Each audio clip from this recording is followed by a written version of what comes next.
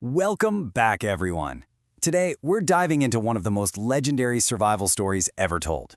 We're talking terrifying monsters, vengeful gods, and a stolen kingdom. But when you really get down to it, it's an absolute masterclass in how a sharp mind can beat completely impossible odds. Let's unpack the epic journey of a king just trying to find his way home. Picture this. You're living on the island of Ithaca. The Great Trojan War? Yeah, that ended a whole 10 years ago. All the other Greek heroes have sailed home, hung up their armor, and gone back to normal life. But your king, Odysseus, he's totally vanished, missing for a decade, and in his absence, his kingdom has descended into absolute chaos.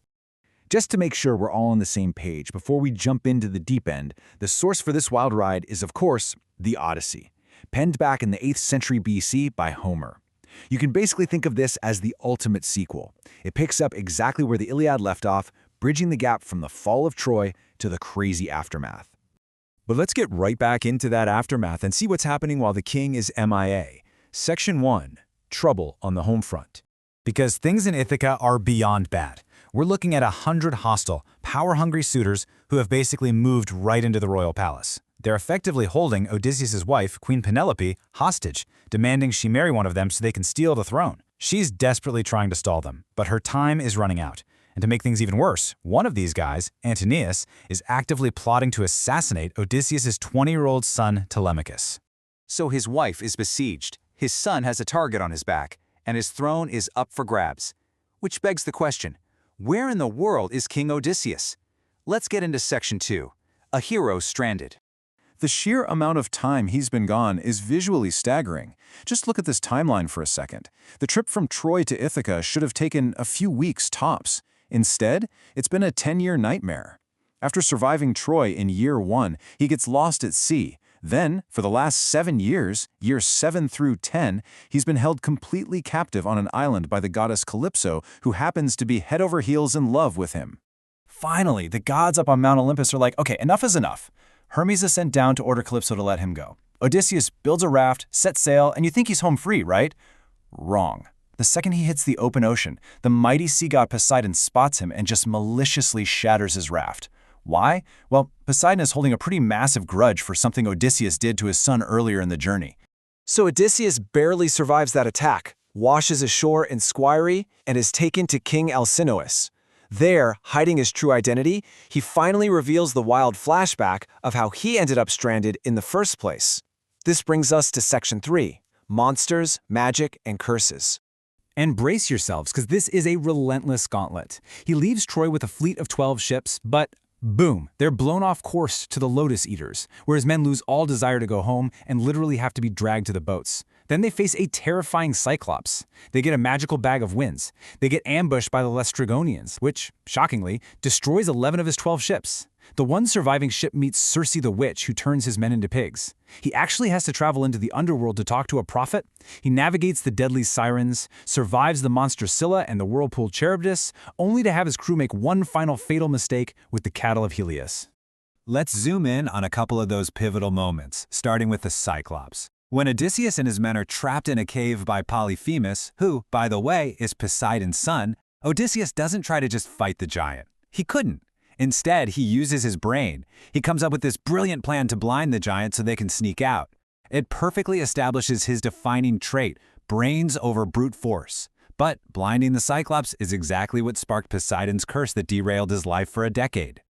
Now, while Odysseus relies on his wits, his crew, they are repeatedly destroyed by a complete lack of discipline. They get a magical bag of winds that could have blown them straight to Ithaca, but the crew gets greedy, opens it, and blows them totally off course.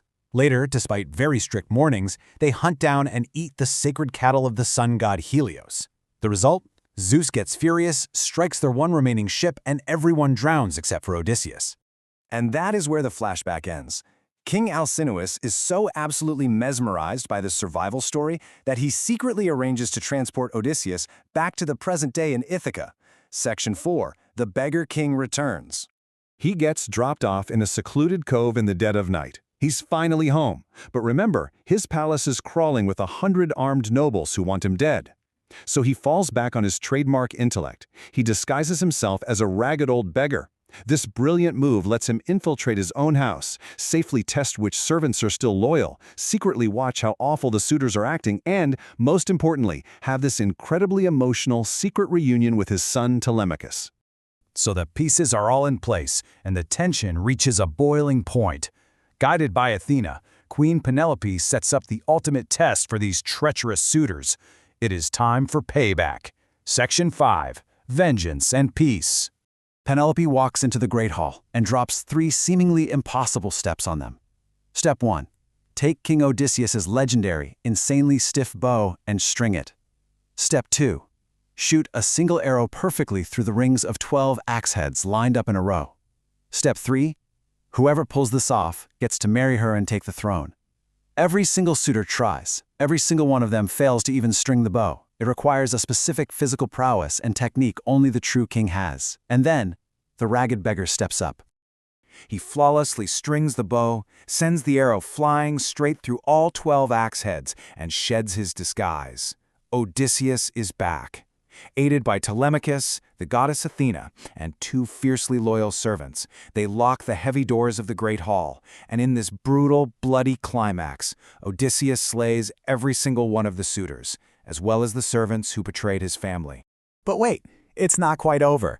Penelope is incredibly sharp herself, and she needs to be 100% sure this isn't some god playing a trick on her. So she throws out one final test, using her own cunning. She casually tells a servant to move their matrimonial bed out of the room for him. Odysseus immediately snaps, revealing that the bed physically cannot be moved because he personally carved one of the posts from a living olive tree rooted right into the earth. Only the real Odysseus could possibly know that. And with that, they are finally reunited. Now obviously, you can't just slaughter 100 noblemen and expect things to be chill. The families of the dead suitors are furious. They march on the palace, threatening to plunge the whole island into a civil war.